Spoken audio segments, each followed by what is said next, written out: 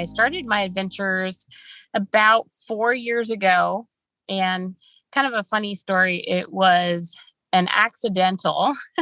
I was out hiking with my family. My ex and I were going to take the kids and do some gold panning, just kind of have a family day out. And we were walking through the woods and we noticed some old bottles sticking up out of the ground. And I've always really been into history. And so we started digging around and we had come across an early 1900s bottle dump from an old mining camp, which we ended up finding incredible things. We grabbed some sticks the first day and just started digging down in there. And we found miners' carbide lanterns and pocket watches and Wow. old shoes and coins and bottles.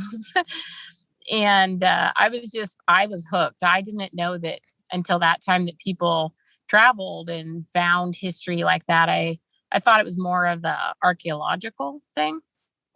And so I started researching shortly after that, got my first metal detector, started learning how to use that, and just started researching, finding out that there's so much history that's lost, all over the world. But here in Alaska, even though Alaska is a really young state, there's a lot of history that's just buried and people are walking across it. They have no idea.